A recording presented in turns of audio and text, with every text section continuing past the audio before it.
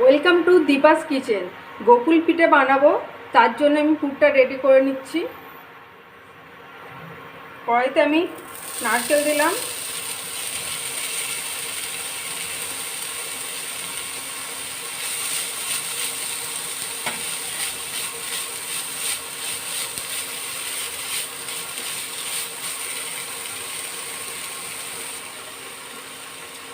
পাটালি নিয়েছি, খেজুরের গুঁড়ের পাটালি দিয়ে এর সাথে মিশিয়ে নিলাম।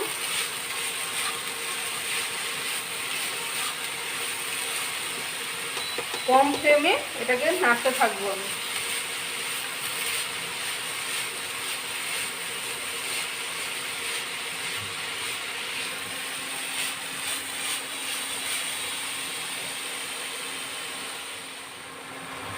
গুড়টা মেল্ট হয়ে গেছে, এবার আমি এলাচ গুঁড়োটা দিলাম আর খোয়া এক বাটি দিয়ে দিলাম।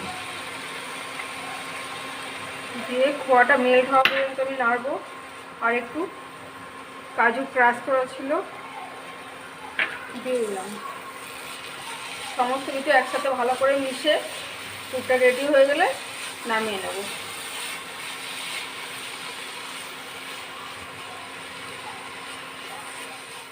পুরটা আমার রেডি হয়ে গেছে, এবার আমি পুরটা ঠান্ডা করে নেব।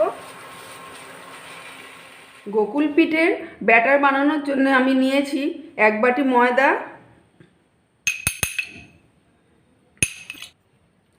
1/4 বাটি সুজি, 1/4 চালের গুঁড়ো আর সামান্য একটু নুন নেব। আর দুধ দিয়েই এটা গুলবো আমি। ব্যাটারটা দুধ দিয়েই বানানো হবে। অল্প অল্প করে দুধ মিশিয়ে ব্যাটারটা তৈরি করব।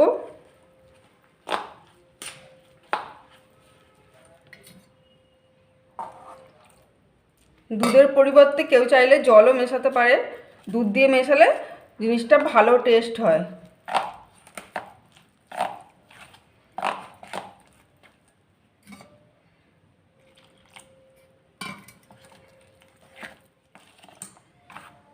ব্যাটারটা আমার রেডি হয়ে গেছে।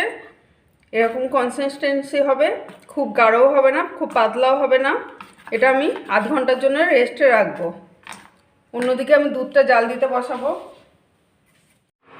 অপর দিকে আমি দুধটা গরম করতে বসালাম। দুধটা আমি জাল দিয়ে একটু ঘন করে নেব।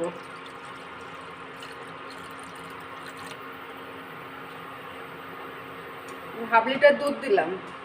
দুধটা গরম হয়ে এসছে, এর মধ্যে আমি চিনি অ্যাড করছি, হাফ বাটি মতো চিনি দিয়ে। আর এলাচ গুঁড়ো দিচ্ছি হাফ চামচ দিয়ে ভালো করে এটাকে ফুটিয়ে ফুটিয়ে আমি একটু ঘন করব। অন্যদিকে আমি এবার এই নারকেল থেকে ছোট ছোট করে এরকম নাড়ুর আকারে করে নিয়ে একটু চ্যাপটা করে নেব হাতে।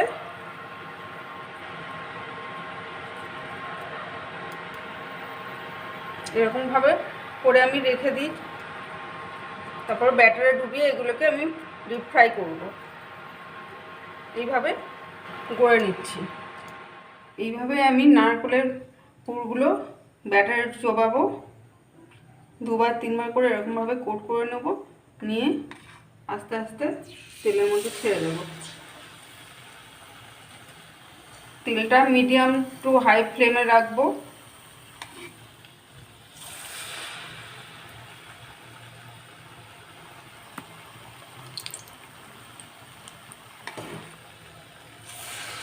ভাজা হয়ে গেল, আমি আর পিঠটা উল্টে দিলাম।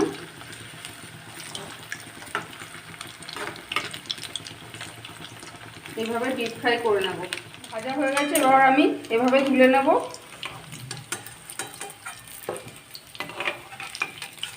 এইভাবে আমি সমস্ত বড়াগুলো ভেজে নেব। এভাবে আমার সব গোকুল পিঠে ভাজা হয়ে গেছে। এবার আমি হালকা গরম আছে দুধের মধ্যে আমি এগুলোকে ভিজিয়ে দেব।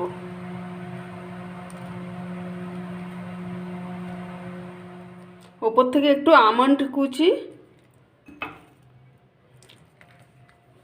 আর একটু পেস্তা কুচি আমি ছড়িয়ে দিলাম।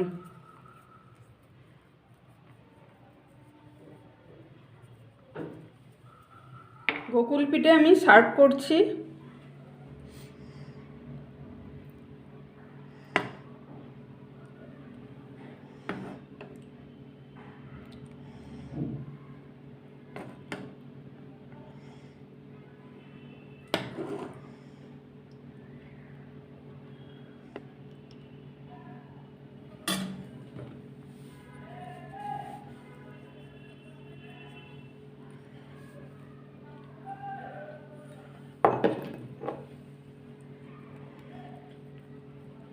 আমাদের গোকুল পিঠে রেডি।